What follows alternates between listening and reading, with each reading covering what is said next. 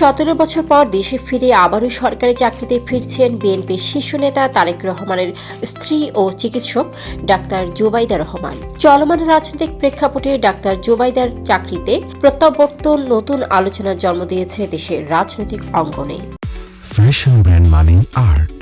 2008 সালে স্বামীর চিকিৎসার জন্য শিক্ষা ছুটি নিয়ে যুক্তরাজ্যে পাড়ি জমান তিনি। ছুটি শেষে দেশে না ফেরায় 2013 সালে চাকরির অবসান ঘোষণা করে স্বাস্থ্য মন্ত্রণালয়। স্বাস্থ্য মন্ত্রণালয় জানিয়েছে, সব প্রক্রিয়া শেষ পর্যায়ে 2-1 দিনের মধ্যে জারি হতে পারে চূড়ান্ত আদেশ।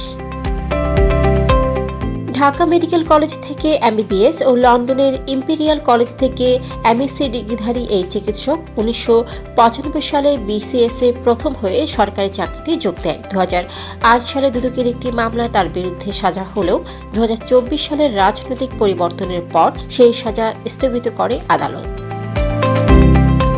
দেশে ফিরে তিনি থাকছেন তার বাবার ধানমন্ডির বাসভবনে, যেখানে নেওয়া হয়েছে বিশেষ নিরাপত্তা ব্যবস্থা।